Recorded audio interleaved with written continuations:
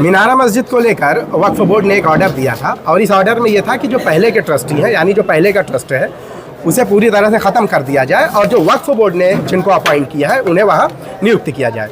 हालांकि ये मामला बाद में मुंबई हाई कोर्ट में गया और हाई कोर्ट में आज ये फैसला आया है कि 3 हफ्ते तक इस पर रोक लगा दी गई है। समाजवादी पार्टी के लीडर अबू आसिम आज़मी हमारे साथ मौजूद हैं, वो इस इशू को लेकर जो है हमसे बात कर रहे हैं। क्या नाराज़गी क्या है, वक्फ बोर्ड को लेकर या मीनारा मस्जिद के ट्रस्टियों को लेकर? नहीं, मुझे सबसे पहले वक्फ बोर्ड को लेकर नाराज़गी है।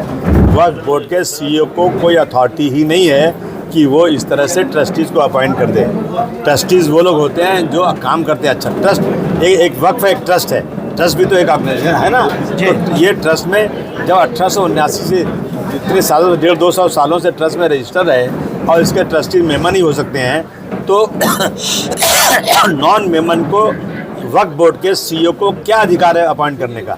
वक्फ बोर्ड के CEO की क्वालिफिकेशन भी CEO बनने की नहीं है। वो कैसे वहाँ बैठे हुए हैं, मनमानी फैसला कर रहे हैं। और ऐसे लोगों को बनाया उन्होंने जो लोग RTI एक्टिविस्ट हैं, इन्फॉर्मेशन देते हैं, जिनका समाज में वो दर्जा नहीं है जो दर्जा मेमन कम्युनिटी के ट्रस्टी लोगों का है। सारे नमाजी नाराज़ इससे हैं, इसलिए मैं इसकी इंक्वायरी ले रहा हूँ।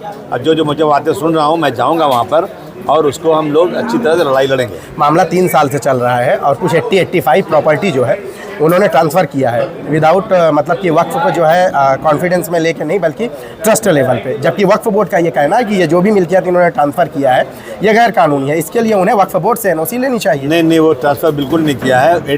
जो 85 बोल रहे हैं वो 85 टेनेंट है। वो जी।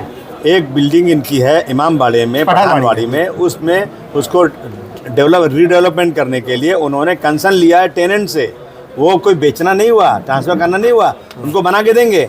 इस बात को अलग तरीके से पेश करके CEO ने गलत तरीके से काम किया है, गलत इल्ज़ाम लगाया। CEO को लेकर क्या सिर्फ मीनारा मस्जिद तक ही नाराज़गी है या और भी जगहों पर? पूरे महाराष्ट्र में CEO से लोग नाराज़ हैं।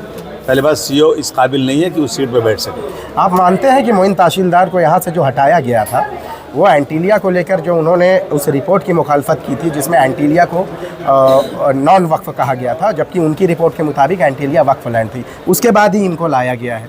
तो क्या ये मानते हैं कि सरकार ने जो है इन्हें अपनी मंशा के हिसाब से यहाँ लाया है? इतने दिनों से एंटीलिया का मैटर चल रहा है, ये प्रूव हो चुका है कि एंटीलिया की प्रॉपर्टी जो है वक्फ बोर्ड की है और अब उसको अनाउंस नहीं किया जा रहा है। और मेरी मोइन से खुद बात हुई थी, उन्होंने मुझे पेपर्स दिए थे कि ये वक्फ बोर्ड की है, फिर मोइन को हटा दिया गया और उसके बाद आज तक एक्शन नहीं हुआ। ये क्या मतलब है? ये कोई तरीका नहीं है। चाहे कोई भी शख्स हो, अगर वो ज़मीन अल्लाह की है, वक्फी है, तो अगर उससे बिल्डिंग बन चुकी है, पहले करप्शन लोगों ने किया है, तो उनको उसका लीज़ी बनाया जाए और उससे उनको भाड़ा रेंट शुरू कर देना चाहिए। मानते हैं कि वक्फ बोर्ड के इस निकम्मेपन की वजह से मुंबई के जो बिल्डर हैं वो वक्फ की मिल्कियत हथिया रहे हैं, मलाई खा रहे हैं और चल रहा है सारी बिल्डर के साथ साथ सरकार भी मलाई खा रही है। बहुत सारे डिपार्टमेंट वक्फ की ज़मीनों पर मज़ा कर रहे हैं, मलाई खा रहे हैं और उनको रेंट भी नहीं मिल रहा है और वक्फ फ़ायदा भी नहीं हो रहा है। आखिरी सवाल है मेरा, मुंबई के आगिरीपाड़ा में नथानी टावर है, ये भी वक्फ की मिल्कियत था और एक ज़माने से 2008 से लेकर 2012 तक जो है कुछ NOC ऐसी इशू हुई है जिसका वक्फ बोर्ड के पास रिकॉर्ड ही नहीं है। अब वक्फ बोर्ड इंक्वायरी की बात करती है, वो मिल्कियत भी वक्फ की है। नहीं, अगर वक्फ की मिल्कियत है तो एक्शन होना चाहिए। बहुत बहुत शुक्रिया हमसे बात करने के लिए। तो ये थे अबू आसिम आज़मी जिन्होंने अपने ख्यालात का इजहार किया। सिर्फ मीनारा मस्जिद ही इस मुंबई में नहीं है बल्कि ऐसी सैकड़ों हज़ारों प्रॉपर्टी है जो वक्फ की मिल्कियत है और जहां वक्फ बोर्ड में शिकायत भी की जाती है तो उसका कोई खातिर खा नतीजा नहीं निकलता। चलो, शाहिद अंसारी, बॉम्बे लीक्स, मुंबई।